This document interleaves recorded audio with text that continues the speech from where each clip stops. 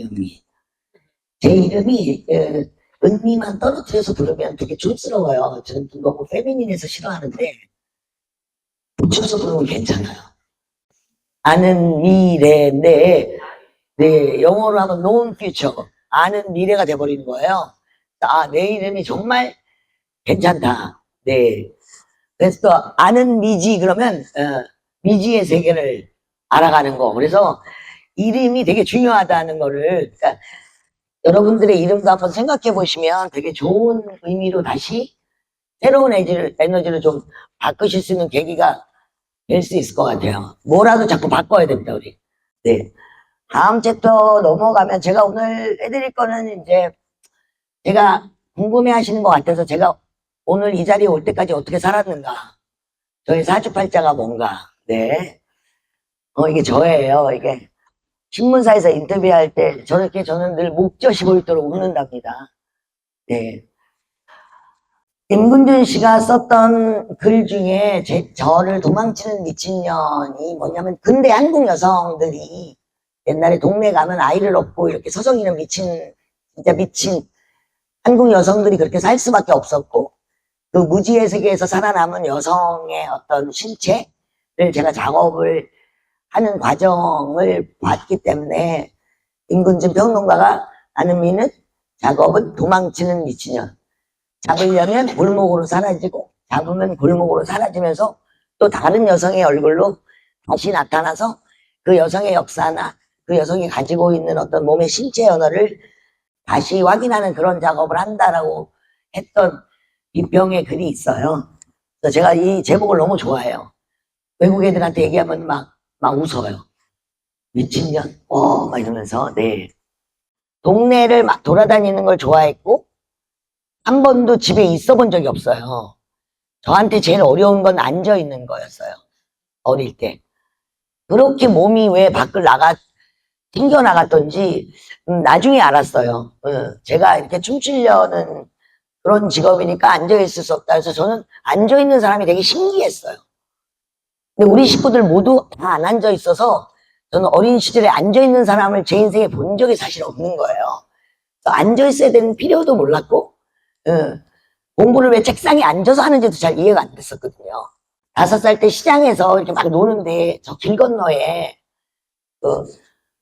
화관무 옷을 입고 있는 단체를 발견하게 되는 거죠. 쪽들이, 요즘 보면 쪽들이 제가 쓴 것처럼 이렇게 막 구슬 달려있어서 너무 충격을 받아가지고 제가 달려갔어요. 네, 이런 쪽들이 쓴 어떤 이런 옷을 입은 이런 색깔을 제가 막 가가지고 이게 뭐냐고 물어봤어요. 그랬더니 무용이래요. 무용이 뭐 하는 거예요? 그랬더니 따라갔어요. 무용 학원에. 그래서 이렇게 봤더니 막 북도 있고 거울도 있고. 근데 속으로 이렇게 생각해서 나는 이런 색깔의 세계에 살고 싶다. 너무 아름답다. 삶이 이렇게 아름다워야 되는데 우리는 왜 이렇게 시꺼머적적한 데서 그렇게 우울한 분위기로 살지? 저 세계에 가면 나는 저런 색깔처럼 예쁘고 아름다운 삶을 살 수 있고 그런 세계일 거야 라고 믿고 한 게 저한테 무용이에요. 그래서 저 마음 깊은 속에는 무용의 동작보다는 무용의 세계, 제가 지향했던 저 무지개 색깔이 저의 인생을 지배하는 좌표가 되는 거예요.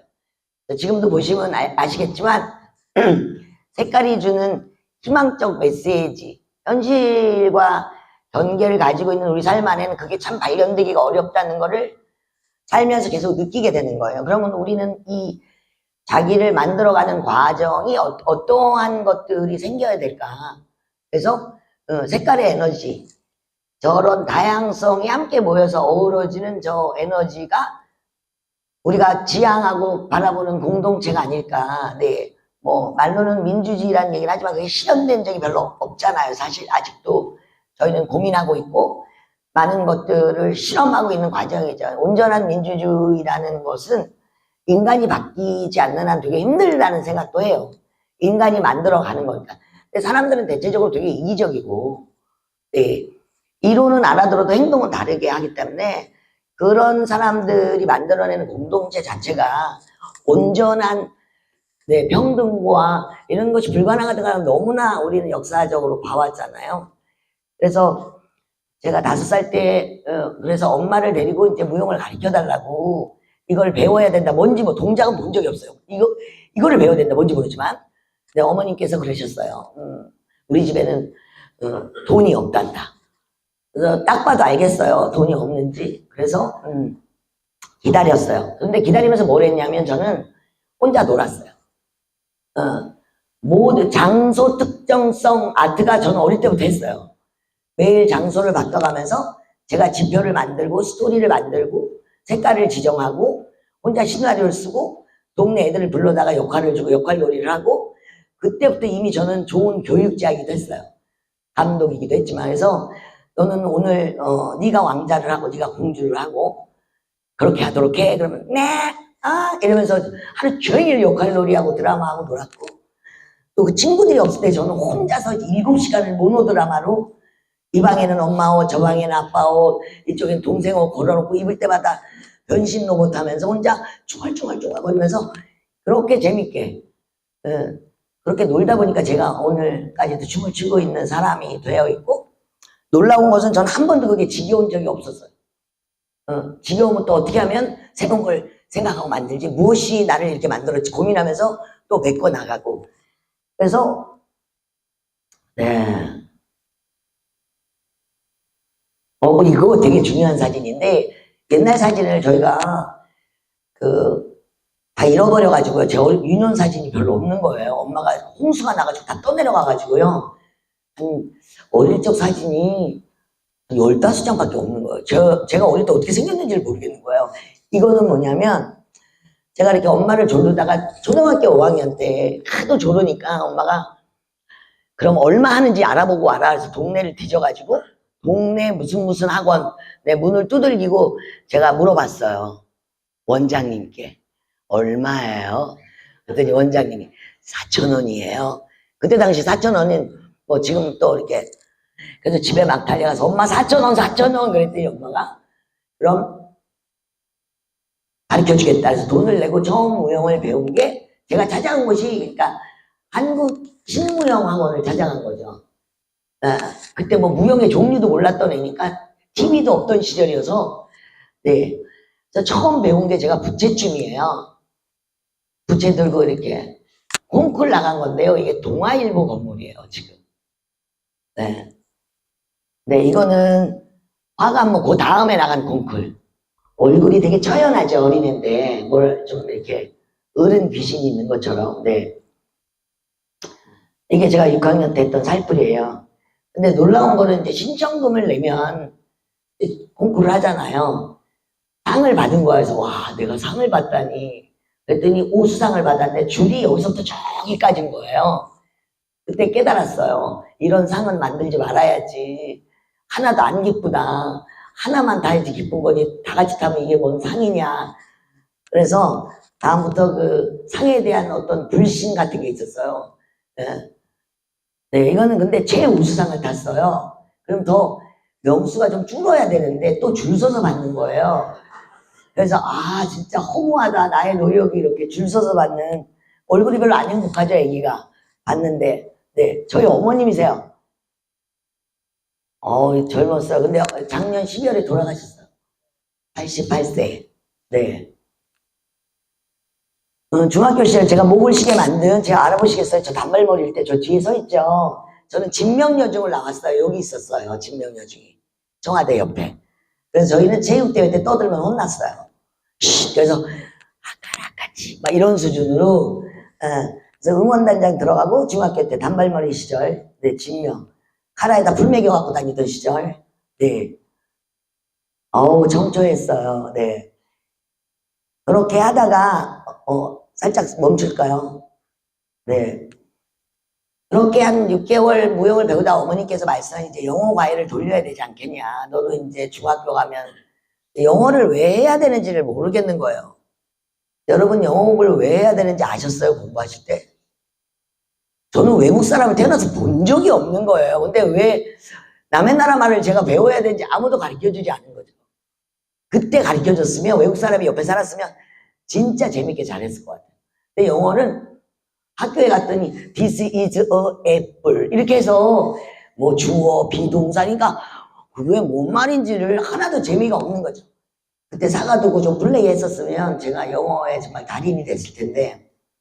그래서 중학교 가서 무용을 못했는데 특별활동반이 있었어요.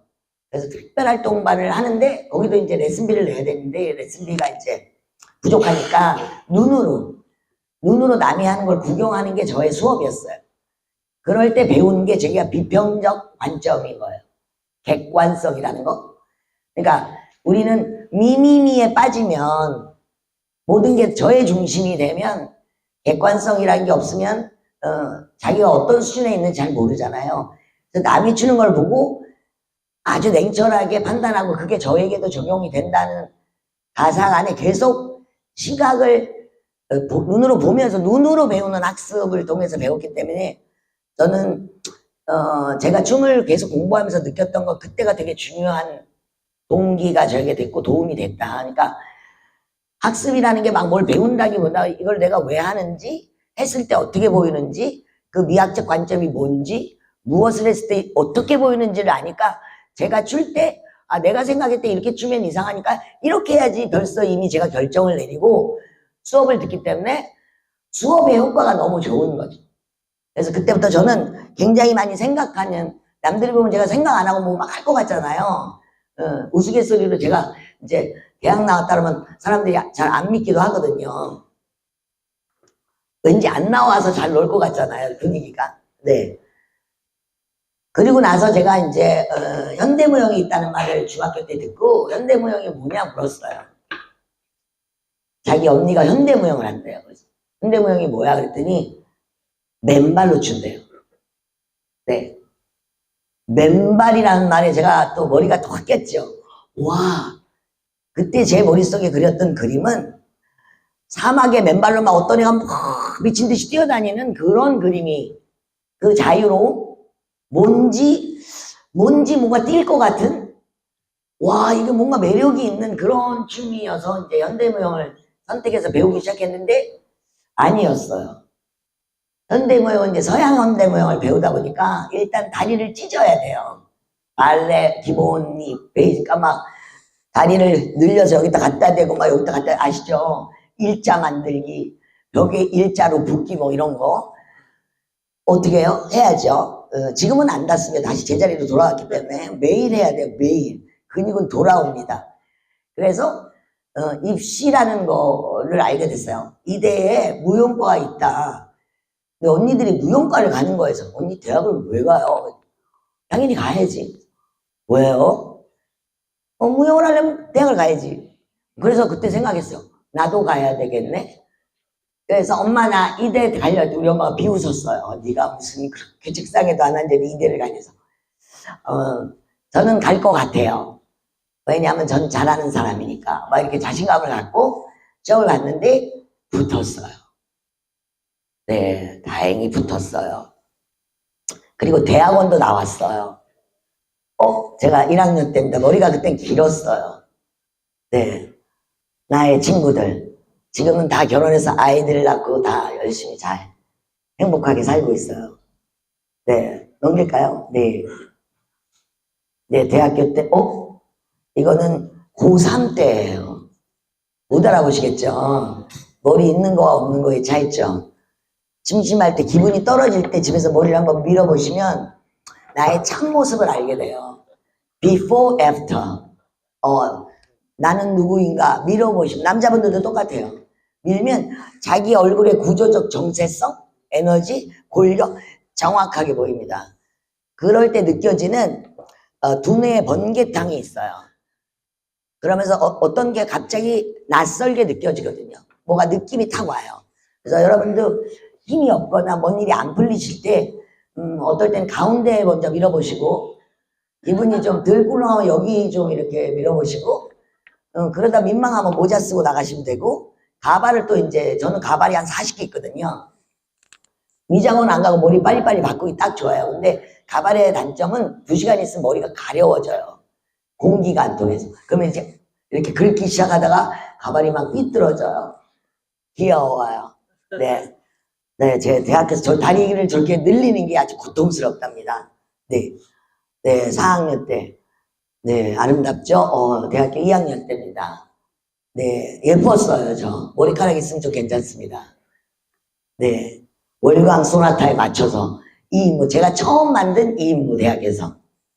네, 네, 대학교 MT, 네, 이대 앞에 미친년이었는데, 제가 대학교 1학년 갔을 때는 초년생이니까 세상 돌아가는 걸 몰랐는데, 학교에서 공부를 하면서 제가 맨 처음에 신청해서 들은 게 여성학, 심리학, 뭐 그런 게 궁금해서 그런 걸 들으면서 처음으로 저희 어머니의 삶을 여성의 관점으로 보게 됐고, 그거를 느끼는 순간 많은 것들이 더 이상 이제 청소년이 아닌 성인으로서의 어떤 입문하고 내가 막 과연 춤추는 사람으로서 살아야 되는 어떤 태도라든가 뭐 이런 것들이 막 주마등처럼 꽃을 피우기 시작했어요. 그때까지만 해도 우리는 아직 애기죠. 20살은 사실 잘 몰라요. 구체적인 것들을. 제가 잃어버렸던 색깔의 세계를 돌아가고 싶어서 어느 날 빨간 자켓을 하나 사서 입고 다니기 시작했어요. 그랬더니 친구들이 너 오늘 어디 가니? 그래서 아니 아무 데도 안 가는데 너 왜 빨간색을 입고 왔어? 이래서 예쁘니까. 좋지 않아? 그랬더니 아니 여러분도 아시다시피 다 지금 까만색 입으시잖아요. 빨간색 누가 입으면 눈에 확 튀잖아요. 그때 자신감을 얻고 제가 그때 빨간색을 입으니까 하루가 다르다. 그러면 나는 어떻게? 온통 빨간색으로. 그래서 그때서부터 막 치마를 막 배치코트를 입고 어디가 사가지고 그랬더니 이제 이대 앞에 제가 막 이러고 지나다니면 누가 지나간 사람이 그래서 저기 봐봐 저기 봐봐. 제가 이렇게 딱 돌아보고 놀래가지고 미친년 지나간다 야 이랬어요. 근데 저는 그 말이 너무 듣기 좋았어요. 거리 퍼포먼스 이미 시작한 거죠. 네. 일상이 공연이어야 된다고 생각했기 때문에 저는 삶과 무대가 일치하는 것이 맞다고 믿는 사람이기 때문에 사는 만큼 나오거든요. 특히 춤은 그래요. 손마디 울리는 거, 힘이라든가 그 무게를 다루는 것들이 이야기들이 산 이야기들을 들려주는 거랑 비슷해서 기술적인 거 빼고 느낌상 그렇거든요. 그래서 그래 나는 미친년이 되고 싶었는데 미친년이가 불러주기가 너무 좋아가지고 막 미친년이랑 돌아서 쳐다보고 막 인사하고 그랬더니 막 너무 당황해서 도망가고 옷 사러 들어가면 야야야 저기 봐 해서 제가 돌아서 봐주고 막 네, 모든 사람들에게 새로운 질문을 네, 거리 퍼포먼스로 던져주던 그런 젊은 네, 예술 지망가였죠.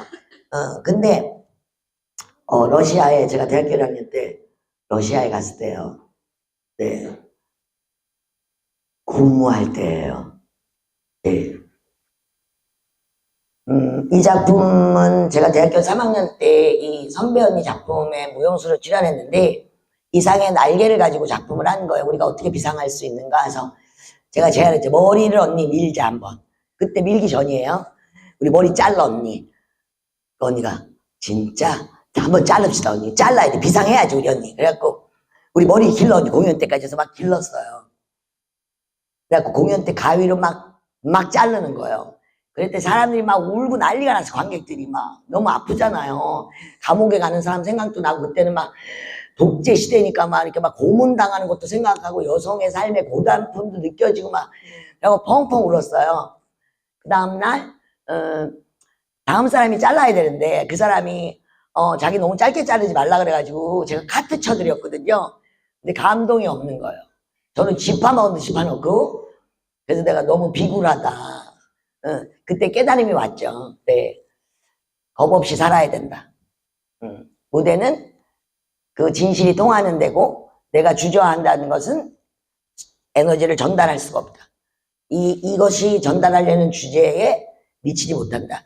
그래서 그때 깨달음으로 그냥 일단 끝까지 간다. 죽기 전까지.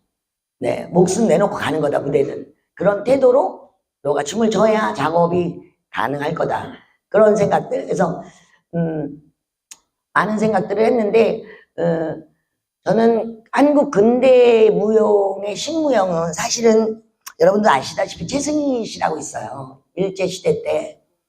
네, 이 씨 막 너무 춤을 잘 춰서 일본에 유학을 보냈고 이시바쿠 선생님이 너의 나라에 가서 너의 나라 정체성을, 전통을, 전체, 이렇게 와가지고 한국 무용 교본을 만든 사람이에요. 흩어져 있는 민속 무용을 다시 해서 그 사람이 만든 게 뭐냐면 여러분들이 지금까지 보시는 부채춤, 장구춤, 화감무. 그런 게 사실은 다 일반적인 무대에서 올리는 춤은 아니었거든요. 궁중에 있던 무용이든 아니면 민속적으로 있었던 거를 전부 교집합해서 뭐 팔을 휘감기라 부르자, 뭐 이런 언어도 새로 만들면서 한국 무용의 이론적인 걸 바탕으로 정립해서 크나큰 반향을 일으킨 사람이에요. 그래서 우리 그 무용을 뭐라고 하냐면 전통이 아니라 신무용이라 해요. 그러니까 영어로 하면 뭐예요? 컨템퍼러리 댄스. 한국에서. 그죠? 그게 컨템퍼러리가 서양에서 온 게 아니라 저희가 일제 식민지를 겪으면서 데리고 왔던 게 서구의 근대 문명을 받아들인 거잖아요. 네, 그동안은 문물이 좀 이렇게 문이전 강제성이지만 어쨌든 신문물이라는 거를 뭐 자동차니 뭐 전기, 아우 깜짝이야, 막 전화 막 이런 걸 보면서 막 상투도 어쨌든 잘라서 새로운 변화가 막 1928년 30 물결처럼 왔거든요. 여성도 마찬가지. 그때는 여성들의 신여성의 학구열이 어마어마했습니다. 새로운 정말 신세계가 온다고 믿었거든요. 그래서 막 다시 들끓었고 막 난리였어요. 근데 다시 저희는 유교로 돌아왔죠. 사실은. 네.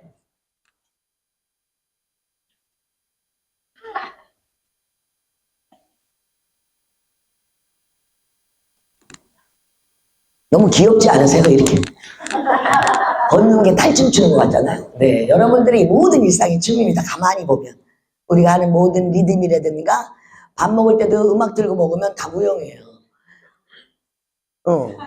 거기서 밥만 빼면 뭘 하고 있잖아요. 숟가락만 빼면 모든 것이 여러분들이 새로운 시각으로 보시면 여러분들 춤추고 사시는 거예요. 사실은.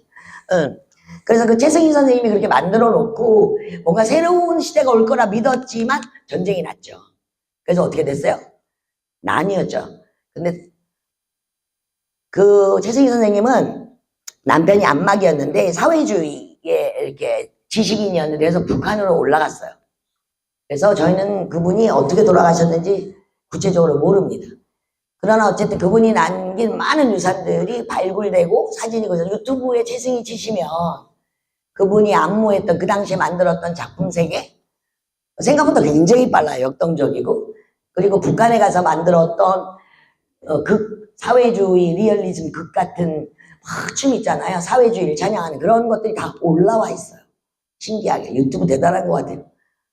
옛날엔 그거 하나 보기가 너무 어려웠거든요. 누가 갖고 있는지 말도 안 하고 왜냐면 북으로 올라가셨기 때문에 저희가 그분을 마음대로 얘기할 수 있는 상황도 또 아니었잖아요. 근데 요즘은 이제 많이 괜찮아졌죠. 유튜브에 보시면 최승희 한번 치시면 그분이 가졌던 역사, 그분이 어떻게 우리나라의 무용의 시각을 바꿔놨는가. 그래서 그분은 처음으로 서구적 극장 무대에 서신 거예요.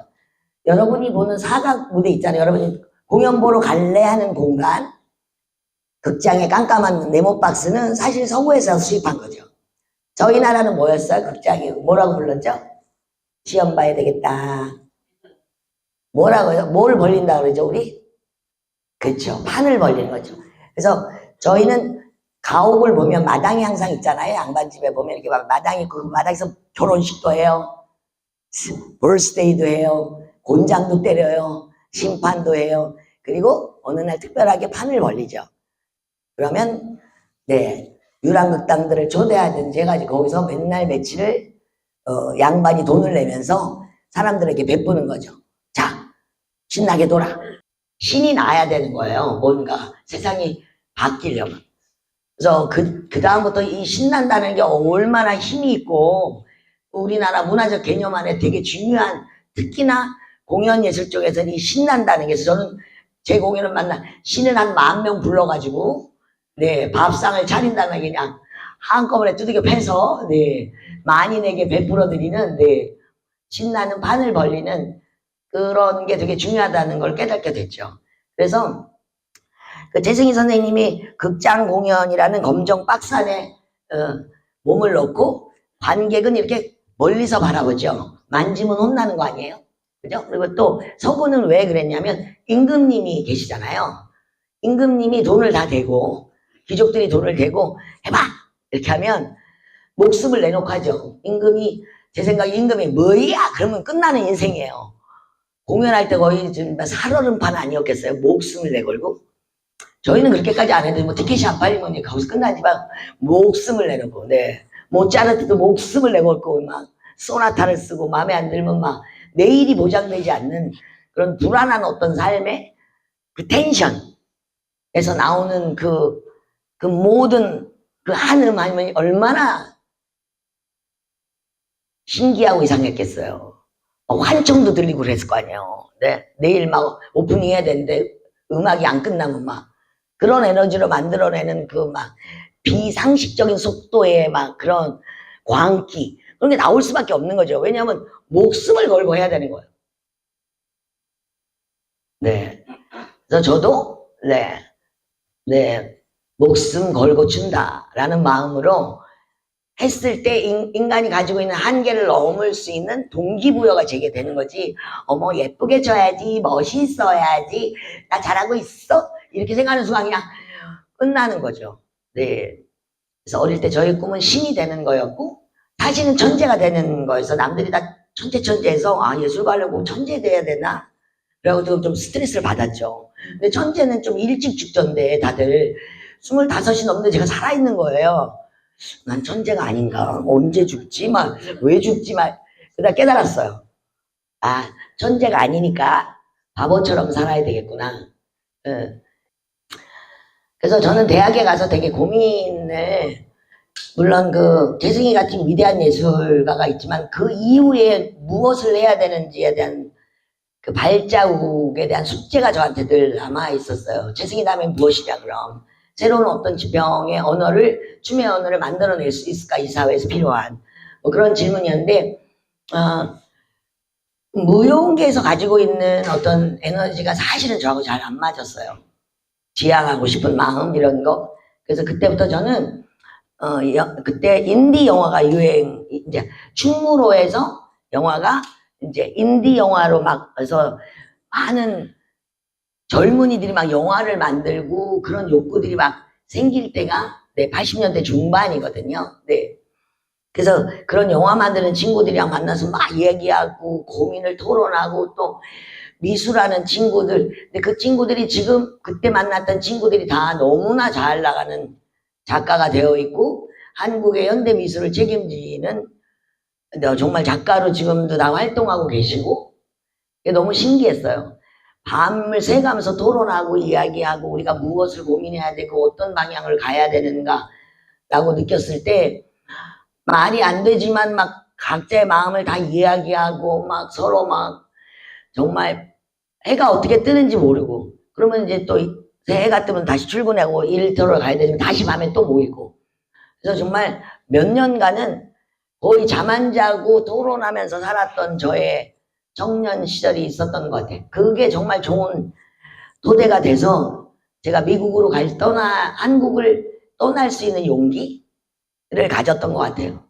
저는 그때까지 영어를 한마디도 하지도 못했고 영어 문장을 읽을 수도 없는 사람이었어요. 왜? 주변에 외국 사람이 없기 때문에. 그죠? 여러분들 주변에 없으면 자극을 받지 않잖아요. 그런데 제가 머리를 속으로 밀고 싶다라고 생각을 했는데 이 머리를 미는 데까지 제가 5년이 걸렸습니다. 왜 그랬겠어요? 밀면 안 될 것 같았어요. 머리를 민 여자를 본 적이 없는 거예요. 주변에서. 다 이렇게 파마하고 긴 머리, 커트 그럴 거 아니에요? 근데 아직 성숙지 않은 아이는 두려운 거죠. 이 가슴 그래서 어느 날 5년 돼서 뭐가 제일 두려우면 몰라 머리 밀면 그래서 제가 저한테 이렇게 일단 밀어봐. 머리는 잘하니까. 아니면 가발 쓰고 다니면 되고 모자를 써 괜찮을 거야. 한번 해봐. 그래서 제가 그날 알았어. 그래서 이발 쏘아가지고 빼꾸쳐 주세요. 그랬더니 아저씨가 막 놀래가지고 그래서 칼을 쓱쓱쓱 갈면서 저는 머리를 미는 그 순간이 제 인생을 바꿨습니다. 그리고 제 삶에 들어갔고 제가 가고 싶은 그 나라로 들어간 거죠. 세상에 그렇게 아름다운 얼굴을 본 적이 없어요. 제 모습에서 뒤에서 이렇게 막 빛이 나오는 걸 느꼈어요. 본 건 아니고요. 그냥 느낌이 아주. 그래서 이거였어. 이 세상이었어. 밀고 가는 거야. 그래서 머리를 밀고 나니까 또 세상이 다르게 보이는 거예요. 제가 여러분들이 쉬운 말로 뭐 고정관념이라는 것들 있잖아요. 내가 믿었던 모든 가치관들이 다 흔들려 보이고 무엇이 그렇게 우리를 견고하게 만들고 쓸데없이 만드는가에 대한 고민이 막 몰려오면서 그 다음부터 머리 밀고 이제 머리가 없으니까 옷이 거치장스러운 거예요. 내가 왜 옷을 입고 추지? 일단 벗어. 그래서 벗었어요. 자, 벗으면 뭘 느껴지냐면요. 바람의 노래가 몸으로 느껴져요. 그럴 거 아니에요. 우리는 늘 옷을 입고 추잖아요. 손만 나오고 얼굴만 나오고 한복도 여기만 나오고 근데 집에 가서 꼭 아무도 없을 때 다 벗고 음악을 틀고 샤워할 때 마루나 자기 방에서 문 걸어 잠그고 음악 틀고 눈을 감으시고 이렇게 지금 해볼까요? 다 벗고 눈 감고 불 확 끄고 그냥 네. 그렇게 출 때 제가 움직이는 근육이 다르다는 거를 순간 느꼈어요. 그러니까 옷을 입으면 이렇게 되죠. 이렇게 뭘 모양을 만들고 이렇게 되는데 다 벗으니까 막 모든 근육이 다 보이는 거예요. 느껴지고. 그래, 이거였어. 안은미가 가고 싶은 세계는 그런 거였지. 나는 왜 이걸 여태까지 몰랐을까? 그 다음부터 작품 세계가 바뀝니다. 그리고 나서 깨달음이 오죠. 그래. 한국을 떠나자. 그전에는 떠나겠다는 마음 안 해서 한국에서 반드시 내가 역사를 만들겠다고 생각했는데 가야 되겠다. 왜냐면 그때 종종 미국 사람들이 와서 공연을 했어요. 너무 잘하는 거야. 얄미우리만큼. 난 저거를 왜 잘하는지 내 눈으로 봐야 되겠다. 그래야 내가 저들보다 나은 춤을 만들든지 뭔가를 할 거다 해서 모든 걸 포기하고 늦게 29에 제가 한국을 떠납니다. 맨하탄을 결정한 거는 영어를 쓰는 나라를 가야 되겠다. 영어를 배워야 되겠다. 이제부터. 그래서 제가 미국에 가서 영어를 배우기 시작했어요. 3년 걸렸습니다. 입 벌리기 시작하는데. 와, 그게 여러분 다 부모님들이 맞아요. 미리 공부해두라 그럴 때 그때 했었어야 돼요. 그래서 요즘 어린 친구들한테 얘기해요. 미리 공부하는 거야. 왠 줄 알아? 그 나이가 제일 한가해. 할 게 공부밖에 없잖아. 나이 들어봐라. 회사 다니면 바쁘단다 얘들아. 할 일이 많아. 나이 들수록 바빠. 할 일이 많아. 그러니까 그때 공부하는 거야. 제가 요즘 초등학생들 가르치거든요. 네, 관악구에서 으라차차냐 꿈의 모형단 제가 엠버서더여가지고 초등학생들하고 놀아요. 그럴 때 얘기하죠. 얘들아, 너희는 지금 시간이 너무 많아. 그러니까 놀기도 하고 노는 게 곧 공부해야 되고 해야 할 걸 하는 학습을 해야 돼. 안 그러면 나이 들면 시간이 없단다. 그리고 어린아이들에게 춤을 통해서 무슨 꿈을 전해주라 그러잖아요. 꿈은 말로 전해주는 게 아니라 충격을 줘야 되는 거잖아요. 그래서 어딜 자꾸 데려가야 돼요. 네, 막 파리도 데려가고 에펠타워를 눈에 보여주면서 자, 다음에 네가 벌어서 오렴. 그러니까 애가 꿈이 생겼죠. 그래, 나중에 내가 여기 다시 올 거야. 네.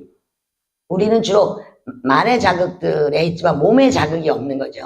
그곳에 가서 내 몸이 직접 기억하는 거.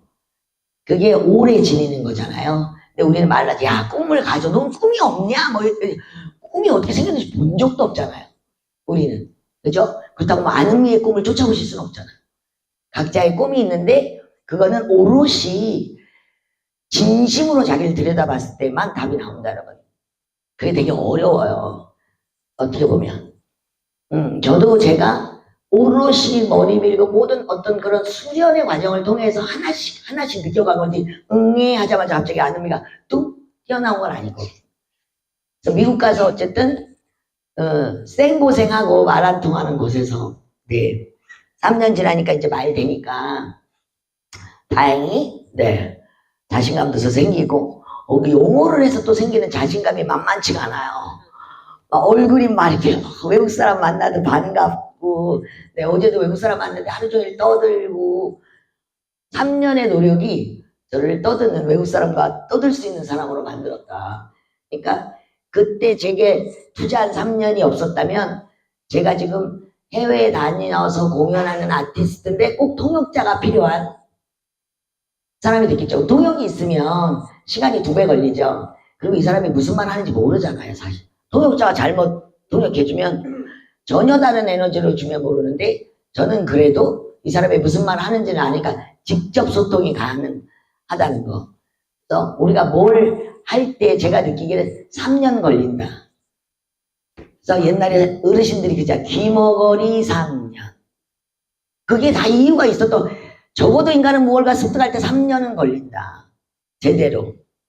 그래서 이 얘기는 뭐냐면 우리가 무엇을 목표를 정할 때 너무 쉽게 포기하시면 안 돼요. 최소 3년. 3년쯤 되면 어때요? 이제 몸에서 느끼면서 알 것 같. 이렇게. 그러면 더 깊이 갈 수 있는데 1년 정도 해서 내가 뭘 안다. 사실 인간이 지적 능력으로 그렇게 빠른 학습 능력이 저는 있다고 생각하지 않아요.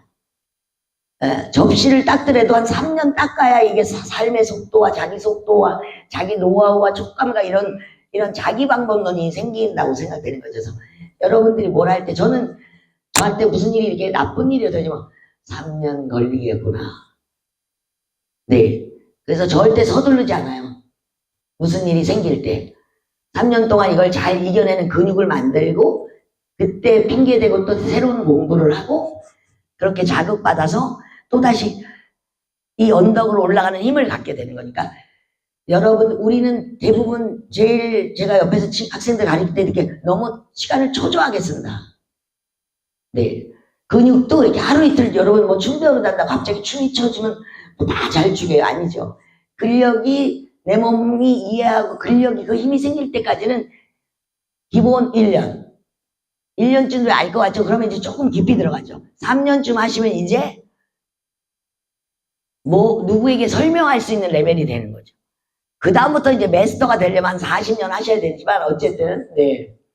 뭐든지 그렇게 쉽게 되는 건 아니잖아요. 네. 그래서 저는 제가 그 미국에 가서 외롭지만 미국 친구들하고 작업을 보면서 네, 제가 한 10년 살았었거든요.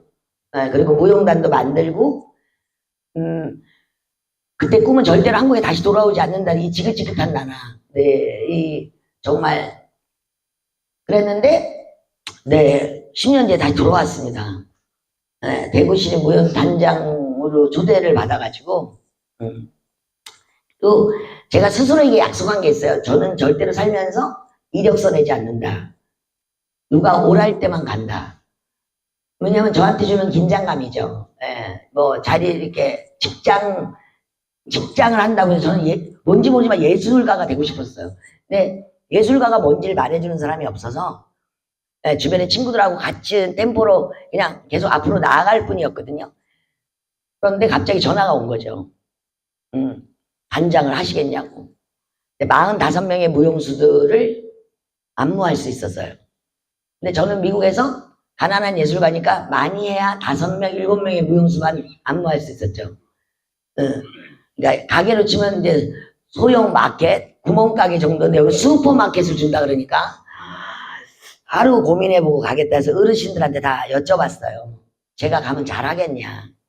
제가 정말 자격이 되느냐? 그랬더니 뭐 인지증 가도 되겠다. 그래서 제가 대구시립에 가서 그 전에 단장이 11년을 하셨어요. 그래서 거기도 새로운 변화가 좀 필요하니까 말이 안 되는 사람을 좀 데려오고 싶었나 봐요. 난리가 난 거예요. 전국에서. 아는리가 대구를 온다. 우통 훌렁 까고 맨날 머리 미고 이상한 작업 한다는데 얘가 이 보수적인 사회에 와서 어떻게 적응할 거냐가 화두였어요. 얼마나 버틸까. 네, 3년 7개월 잘 버티고 네, 사표 내고 나왔습니다. 그래서 대구문화의 현대무용계를 제가 바꿨죠. 네, 그래서 사람들이 현대무용은 어려운 게 아니라 자기가 다 알을 수 있는 언어고 스스로 학습할 수 있고 감동받을 수 있고 논의될 수 있는 어떤 지점이 된다는 걸 깨닫는 거죠. 왜? 좋은 건 몰라도 느껴지거든요. 제목이 월경 그러면 너무 놀라실까봐 한국말로 날고리 이렇게 가지고 솔로라는데 제가 저 옷을 거즈로 풀을 매겨가지고 다리에 붙여서 다 꼬맸어요. 이렇게. 전통적인 생리대처럼 면을. 그래서 저게 뜯으면 이렇게 조각같이 되는 거죠. 저희가 이제 전시할 때 저거 조각으로 전시할 거거든요. 몸에 이렇게 개슴 떠가지고 쫙 뜯어내가지고 이제 이렇게. 네. 저런 의상이 이렇게 하나도 사실은 그때 당시에 저런 방법론을 쓰는 사람 별로 없었어요. 저는 어릴 때 옷에 관심이 많았고 지금도 그렇지만 저는 지금도 제가 디자인을 하고 네, 무대도 디자인하고 의상도 디자인하고 이것도 제가 디자인해서 만든 옷이고 네, 보통 신발에 꽃도 붙이는 것도 제가 디자인해서 만든 거고 네, 네 선생님 제가 붙인 거예요. 글루건으로. 네. 떨어지면 또 붙이면 돼요. 네. 그래서 이 작품이 처음에는 저 비가 어디서 오는데 하늘에서 떨어지거든요. 뚝뚝 그러면 이렇게 몸에 갑자기 빨간 비가 오니까 사람들이 놀래가지고 어디서 떨어지지 모르는 거죠. 몸에서 꽃이 피는 것 같아요. 빨간 게 이렇게 탁 그러니까 막 너무 충격적인 거죠. 런던에서 공연했던 사람들이 무서워가지고 호러 무비 보는 줄 알고 사람들이 막 뭐가 무섭냐 너도 맨날 보는데 한 달에 한 번씩 스스로 보잖아요. 근데 그게 왜 갑자기 무섭냐는 거지. 네, 그래서 이 작품은 제 솔로 중에 약간 명작의 또 시작 시리즈의 첫 단추고 네, 많은 공연을 네, 했던 이거는 미국에서 첫 번째 무용단 네, 발표했을 때 조선족도 아니고 몽골리안도 아닌 이상한 그 국제적 총체 동방의 여성 예. 네.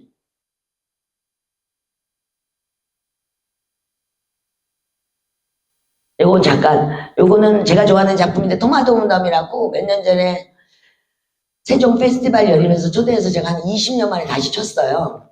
근데 그때 도마도 무덤은 이게 도마도가 으깨면 저게 어떻게 보면 요즘은 이제 거론이 많이 됐지만 옛날에 여성들이 힘이 없을 때 강간당하거나 지금도 현재 그런 일이 전 지구에서 많이 일어나고 그 몸에 묻어있는 흔적들이 있는 거잖아요. 그래서 토마토가 으깨지면 몸에 이렇게 씨가 막 붙어요. 그게 엉금엉금 기어가거든요. 순이같이 착한 아이가 네, 막 뭉그러져가지고 패대기 쳐서 그래서 토마토 무덤이라고 제가 이름 붙이고 네 그렇게 살아갈 수밖에 없는 한 여성의 어떤 입장을 했던 작품이에요. 네. 이건 꽃무덤인데 하늘에서 저 공이 한 몇천 개가 떨어지 저걸 제가 다 맞아야 돼요.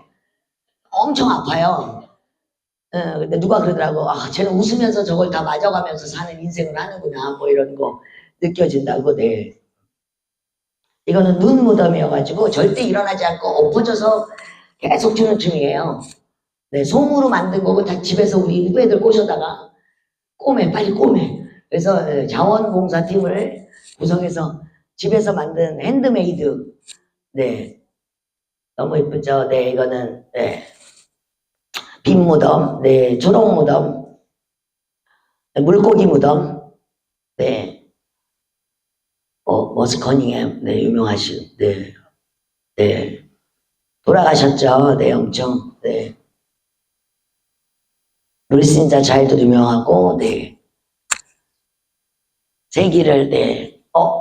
이분은 장영규 씨라고 이날치라고 범 내려온다 밴드 아시죠? 저의 음악을 계속 작곡해 주시는데 이분을 만난 게 91년이에요.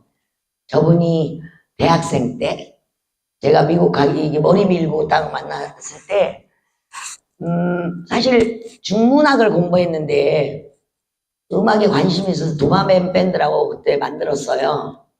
그러다 활동하다가 제 친구의 사촌동생이거든요. 나보고 너네 둘이 만나면 잘 맞을 것 같아. 그래서 그래 만나보지 뭐. 그래서 제가 LP판 12개 주고 편집해 오세요.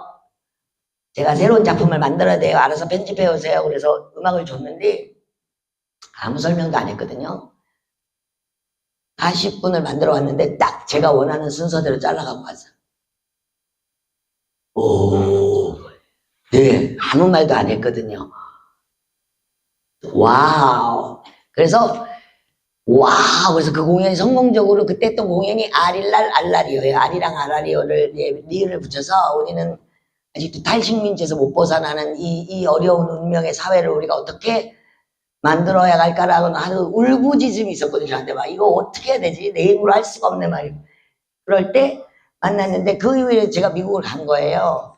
그 공연 아릴날에 이 장영규 씨가 모든 무용계 사람들이 모두 장영규에게 간 거예요. 음악 만들어 달라고. 그때 이분이 편집을 시작하다 컴퓨터 나오면서 작곡가가 된 거예요. 그래서 우리나라에서 지금 없어서는 안 될 정말 멋진 음악 사운드 아티스트가 된 거죠. 뭐 사운드 아티스트부터 전시도 하시고 활동이 엄청. 그리고 저희가 2000년도에 제가 전통이라는 말 안에 있는 막 그런 춘향, 심청 이런 거 너무 싫어했거든요. 너무 똑같이 하고 맨날 춘향이는 왜 이렇게 젊어야 되며 너무 막 왜 그네는 계속 타는 거며 속바지 보여줘서 뭐 할 거. 그 연출 방법이 너무 똑같았어요. 2000년인데도 불구하고 영화만 나오면 꼭 이쁜 어린 여자가 있어야 되는 거예요. 그럼 여자는 꼭 이뻐야 인간이냐는 거죠.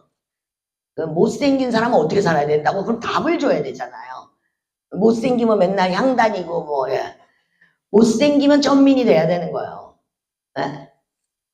그래서 제가 안 되겠다. 내가 해야 되겠다. 싫지만 그래서 제가 춘향이라는 거에 손을 댔습니다. 그래서 시나리오 다시 바꾸고 37살 노처녀가 젊은 오빠랑 결혼하는 건데 제가 물에서 빠진 남자를 구해주고 엄마는 저를 자꾸 부잣집에 시집 보내려는데 거부하고 제가 사랑하는 젊은 오빠와 결혼한다 뭐 이런 얘기로 바꿔가지고 춘향이가 아주 씩씩했어요.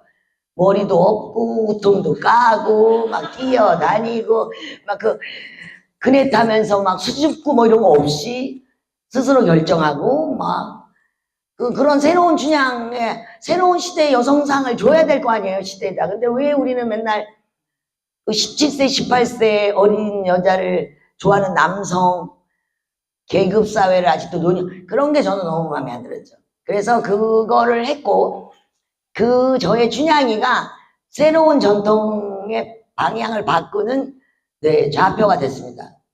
여러분들이 잘 아시는 뭐 이문 씨도 그렇고 전통을 다시 재해석해서 새로운 언어로 만들어내는 것에 본의 아니게 제가 하고 싶어서 안 했는데 하다 보니까 또 방법론이 생겨서 그래서 요즘은 그 옛날 방식대로 이야기가 아니라 새로운 방식의 스토리를 하려고 노력하고 심청이 해석이나 이런 것들이 그 1년에 한 70년 동안 고루 묵었던 그렇게 묵은 사고방식을 벗어난 새로운 여성성과 남성성, 새로운 사회성을 제안하고 해야 되는 것들로 많이 발전하게 된 거죠. 그래서 여러분들은 그냥 공연을 보러 오시면 그 뒤에는 많은 사람들이 시대성을 고민하고 이것이 가져야 될 의미라든가 이론적인 바탕들을 공부를 해야 또 그 다음 세대들이 그걸 밟고 또 다른 질문의 세계를 갈 수 있는 거거든요. 정체라는 건 너무나 슬프고 아픈 거죠. 그러나 한국 사람이 잘하는 거는 뭐예요? 돌연변이들이 꼭 있어요. 그래서 저희가 문화 쪽에 좀 강한 유전인자를 갖고 있는 게 그런 천재적인 돌연변들이 가끔 있는 거죠. 그들이 그 지평을 흔들고 새로운 비전을 제시하면서 우리 모두가 함께 공유해야 될 어떤 문제성, 문제의식 뭐 이런 것들을 말할 수 있게 가능하게 하는 거죠. 그래서 저는 장영규 씨랑 만나서 지금까지 딱 한 명의 뮤지션과 일하고 있습니다. 그래서 저는 농담으로 영규야, 넌 나보다 오래 살아야 된다, 알았지? 그렇게 말하죠. 근데 다들 놀라워해요. 제가 해외에서 똑같은 작곡가 30년 동안 딱 한 사람하고만 음악을 한다는 거에 대해서. 그런데 장영규 씨도 제 작품의 음악을 하는 거를 되게 좋아해요. 왜냐면 아무 말 안 하기 때문에 제가 본인 마음대로 할 수 있잖아요. 그래서 지금도 아마 밤새고 제 작품 음악을 만들고 있을 거예요. 다음으로 넘어가면 피나바우시. 피나바우시 선생님은 전설이시죠. 어릴 때 저희는 비디오가 없었던 시절에서 귀로만 피나게 들었고 선생님이 웃으실 거예요, 하늘에서. 그래서 뭐 누가 한번 보고 뭐 바닥에 뭐 흙냄새를 깔았대는 또 막 근데 한 번도 본 적이 없어. 사진 좀 들고 오지. 말로만. 그래서 제가 언젠가 그랬어. 언젠가 나도 그 선생님 공연 보고 싶다. 근데 뭐 한국에 오질 않으셨어요. 68년도 90회 봄의 제전 왔다가 그때 여성이 상의를 탈의하는 작품을 하니까 난리가 난 거예요, 우리나라에서. 그때 선생님이 뭐가 그러지, 다시는 한국에 안 올 거야. 그리고는 절대 안 오셨어요. 계속 일본만 가셨지. 그래서 사람들이 피나바우시 공연을 보고 싶으면 보통 일본 도쿄에 가서 공연을 보고 왔거든요. 근데 저는 그때 학생이어서 돈이 없었어요. 일본에 어떻게 가요? 그랬는데 2000년도에 LG 아트센터가 문을 여는데 개막식을 뭘 하냐고 막 논의하다가 피나바우 선생님으로 오케이가 된 거예요. 그래서 피나바우 선생님이 한국에 오시는 거예요. 몇 년 만에? 거의 뭐 40년 만에. 그죠? 40년 전. 이거 난리가 난 거죠. 그런데 저는 개인적으로 몰랐어요. 근데 어느 날 이제 공연을 보려고 티켓을 하고 있었는데 누가 전화가 왔어요. 언니, 왜? 꽃 좀 사와, 꽃 좀. 왜? 아무도 빛나에게 꽃을 주지 않아. 근데 왜 나한테 사오래? 사와, 빨리 사와. 그래서 꽃다발 들고 이제 선생님한테 가서 인사하고, 선생님 안녕하세요. 만나서 반갑습니다. 뭐 이랬더니 선생님이, 오, 감사합니다. 그랬어요. 그리고 이제 빠빠이 하고 나왔는데 또 그 다음날 또 전화가 왔어요. 동대문 시장 가시는데 네가 좀 같이 가야 되겠다. 그래서 왜? 그랬더니 넌 영어도 하고 어쨌든 잘할 것 같아. 그래서 또 동대문을 모시고 갔어요. 새벽 1시까지 쇼핑을 하고. 피나 선생님의 특징은 뭐냐면 엄청 오래 걸리세요. 작품도 그래요. 보면 작품 그게 느껴져요. 뭘 고르는데 벽에 하나 사는데 한 3시간 걸린다고 생각하시면 돼요. What do you think? 그래서 oh beautiful, oh yeah.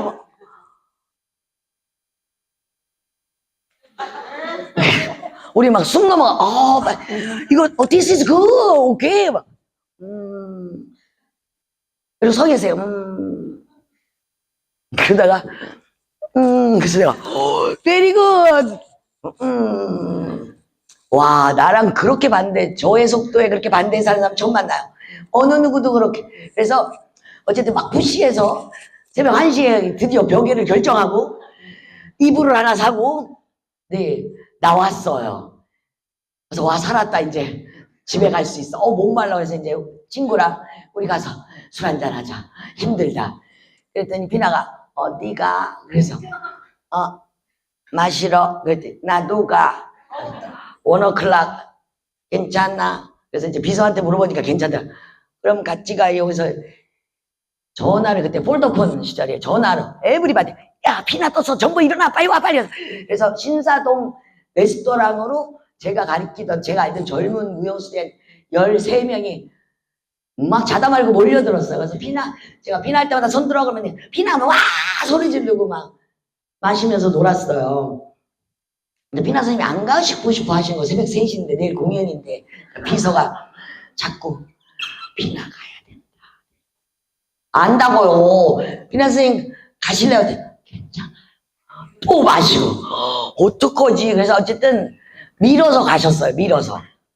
그런데 자꾸 친해지는 느낌인 거예요. 자주 뵈니까 막 놀고, 술값도 선생님이 내시고 가시고, 제가 낸다고 싸우다가 그래서 선생님이 내세요 내고, 그 다음날 그래서 우리가 또 작전을 짰어요. 친구 셋이, 야 우리 돈을 걷어서 가라오케 하는데 큰 데면서 모든 무용단을 초대해서 빠개버리자. 그래가지고 친구들이 오케이. 그래서 돈을 다 걷어가지고 예약도 다 했어요. 막 뭐 음식도. 그런데 갑자기 LG에서 무용단을 쫑파티를 만든 거예요. 원래 안 만들었었는데. 그러니까 우리는 이 50명분 음식이 다 날아갈 판인 거예요. 그걸 피나 선생님께 말씀드렸어요. LG 파티가 있고 이제 아는미가 미리 예약했더니 선생님이 모든 사람은 LG 파티를 보내고 선생님만 저희 파티로 오셨어요. 그때 막 부르기 시작했죠. 모든 사물놀이 후배들 빨리 와 빨리 와, 여기 국수 있다. 그래가지고 건축가 뭐 밴드들, 사물놀이 친구들, 무용한, 그래서 한 50명이 갑자기 또 모였어요 그날. 그래서 가라오케가 정말 빠개지게 두들기고 막 깽가리 치고 노래하고 막 테이블에 가서 춤추고 피나 선생님은 너무 좋아하시는 거예요. 그래서 굉장히 좋아하시네 말하면서 돌아라 그러고 막 우리가 막 소리 지르고. 근데 원래 피나 선생님한테 앞에서 소리 안 지르거든요. 어려워서 아무 말도 안 하고 이렇게 앉아있다 가거든요. 선생님 혼자 막 얼마나 재미없어요. 근데 우리는 선생님이 말을 못하게 하고 우리가 다 노는 거죠 막. 너무 좋아하시네요. 그러더니 끝나시면서 가실 때 이렇게 말씀, 언제 내가 너를 다시 만날 수 있을까? 그래서 내가 곧 그랬어요. 그리고 3달 뒤에 제가 제 돈으로 비행기표 사가지고 독일로 날아갔어요. 공연을 보러. 한복을 싸들고 한복 하나 딱 맞춰가지고 선생님 은비녀 딱 이렇게 해가지고 네, 세트로 해가지고 제가 이제 선물 들고 너무 반가워하시는 거죠. 그래서 또 거기서 막 일주일 내내 파티하고 먹고 나보고 노래 부르라서 일어나서 노래하고 네, 주저하면 안 돼요. 누가 뭐 시킬 때. 그게 저의 네, 의견입니다. 누가 뭘 하라 할 때 못해도 해야 된다. 네, 그러면 뭐가 느낌이 온다. 나에게 질문이 온다. 그래서 어쨌든 그때도 친해져가지고 선생님이 저를 이뻐하기 시작한 거예요. 그래서 페스티벌에 초대하고 대구에 놀러 오신 거예요. 대구에 공연 오셨다가 대구가 막 난리가 났어요. 피나바우시가 진짜 대구를 온다는 이 사실. 그래서 대구시립 무용단하고 공연하고 선생님이 리허설 보시면서 얘기하고 그다음부터 계속 저를 독일에 초청해 주셨죠. 선생님 페스티벌에 제 작품을. 그러다가 일찍 돌아가셨어요. 젊은 나이.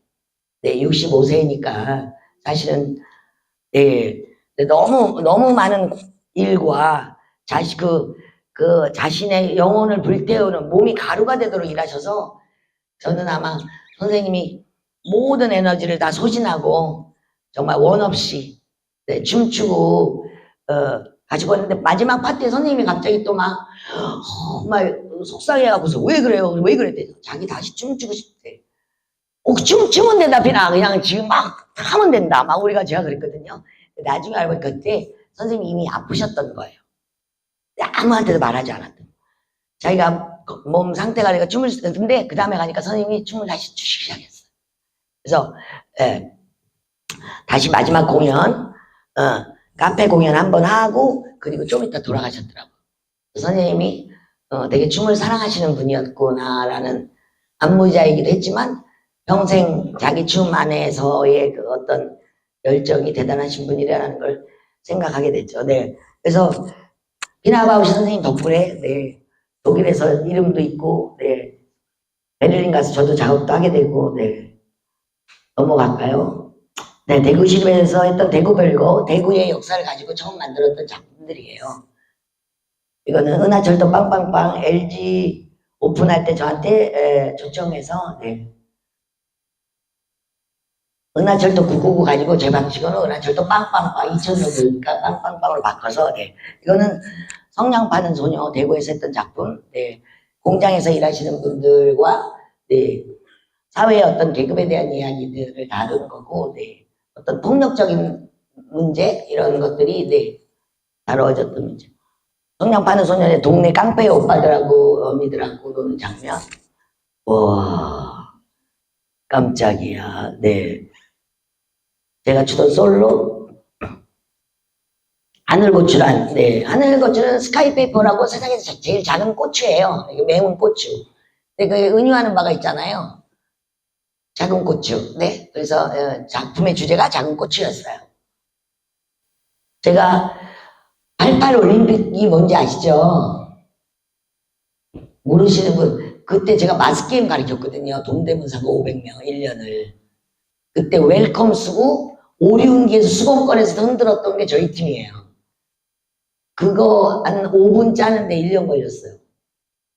그때는 컴퓨터도 없어서 모는 종이에다가 점 찍어서 이 사람이 여기서 달려서 여기까지 가는데 몇 초 걸리는지 계산하고.